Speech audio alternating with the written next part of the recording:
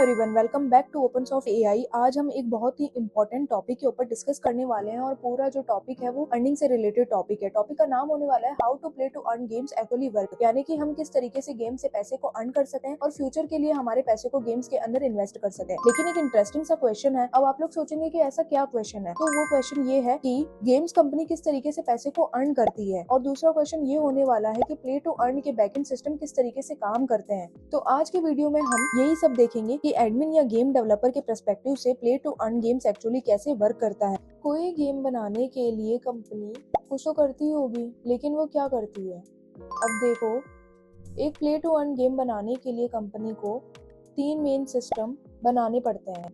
3 main system वो क्या होते हैं? पहला गेम प्लेटफॉर्म, दूसरा ब्लॉकचेन इंटीग्रेशन और तीसरा टोकन इकोनॉमी सिस्टम। ये तीनों मिलकर के एक वेब गेमिंग इकोसिस्टम क्रिएट करते हैं।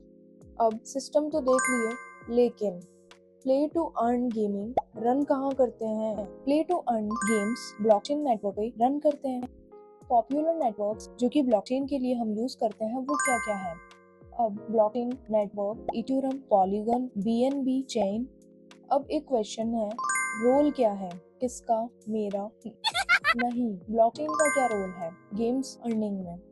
ये रोल है ट्रांजैक्शन रिकॉर्ड करना, टोकन्स मैनेज करना और एनएफटी स्टोर करना। इससे गेम ट्रांसपेरेंट और सिक्योर हो जाता है। अब कुछ इंपॉर्टेंट चीजें देखी, चलो फिर अब देख ही लेते हैं। सबसे पहले हम देखते हैं game token economy. Company usually अपने गेम टोकन क्रिएट करती है।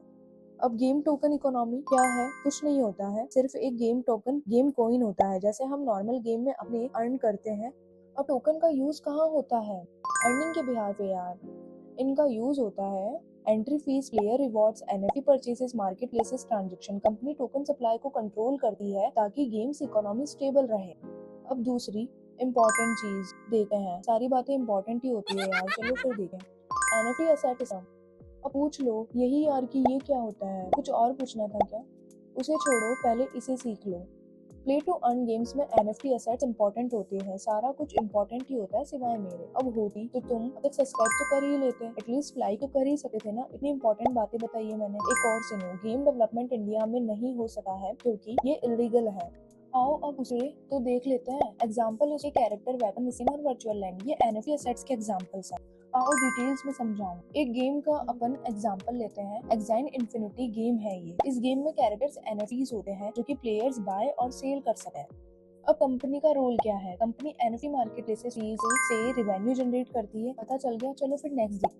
बैकएंड सिस्टम गेम का। गेम कंपनी को रियल टाइम मल्टीप्लेयर सिस्टम बनाने पड़ते हैं। बैकएंड का काम प्लेयर मैचिंग करना, game result calculation, reward distribution, blockchain transaction. ये सब तो समझ गए होंगे, लेकिन बनते किस पे हैं? इसमें टेक्नोलॉजीज यूज होती है। कौन कौन सी? Node.js server, web sockets, game engines. छोड़ो, इनमें दिमाग मत लगाओ, सिर्फ पता रखो और पैसे अर्न करना देखो। कंपनी रिवेन्यू मॉडल देख लो, ये तुम्हारे काम की बात है। Play to earn platform multiple तरीकों से अर्न करते हैं। अब वो तरीके देखो, चलो देखो। Entry fee commission, NFT market places faeces, token transaction, इन गेम परचेसेस। इसी वजह से blockchain gaming industry rapidly grow कर रही है। अर्निंग तो देख ली, लेकिन रुको, प्ले टू अर्न गेम्स बनाना इतना इजी नहीं होता है। अब चलो फिर चैलेंजेस भी देख ही लो। डेवलपर को सॉल्व करने पड़ते हैं token inflation problem, game economy balance, security risk, smart contract bug. अगर इकोनॉमी डिजाइन सही से नहीं होता है तो गेम्स में कोलैप्स भी हो सकते हैं। फ्यूचर तो देख लो भाई, किसका? मेरा देख लो, तुम्हारा तो तुम्हें देखना नहीं है। अरे भाई, प्ले टू अर्न गेमिंग का सिर्फ देखो और सोचो। एक्सपर्ट के अकॉर्डिंग फ्यूचर में web gaming industry billions of dollars की हो सकती है, समझो। प्लेयर्स डिजिटल असेट्स के रियल ऑनर्स बनेंगे और गेमिंग इकोसिस्टम्स और भी ज्यादा डिसेंट्रलाइज्ड होगा। समझ गए होंगे कि फ्यूचर किसका था। अगर आपको ब्लॉकचेन गेमिंग और गेम डेवलपमेंट के टॉपिक्स इंटरेस्टिंग लगते हैं तो चैनल को अब तो सब्सक्राइब कर लो यार।